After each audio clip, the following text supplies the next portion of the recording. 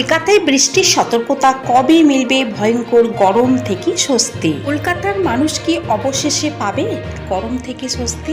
আলিপুর আবহাওয়া দপ্তরের বড় আপডেট।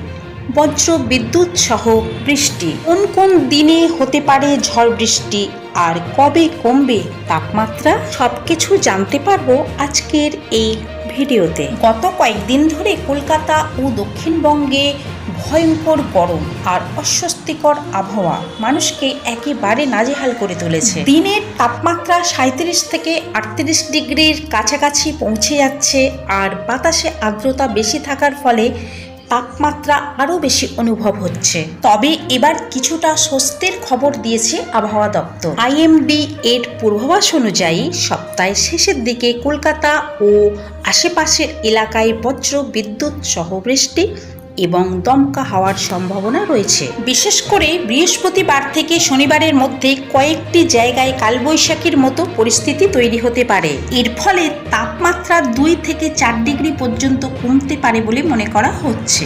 আবহাওয়া দপ্তর জানিয়েছে, বঙ্গোপসাগর থেকে প্রচুর জলীয় বাষ্প ঢোকার কারণে এই পরিবর্তন হচ্ছে। তবে এখনো পুরোপুরি গরম থেকে মুক্তি মিলবে না।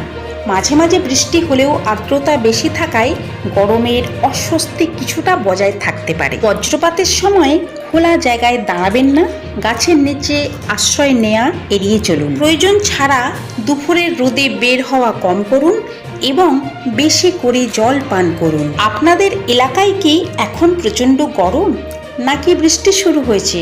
কমেন্ট করে অবশ্যই জানান। আর প্রতিদিনের আবহাওয়া ও সোনার দামের আপডেট পেতে গেলে আমাদের সোনার আলো চ্যানেলটিকে সাবস্ক্রাইব করে সঙ্গে থাকবেন। ধন্যবাদ।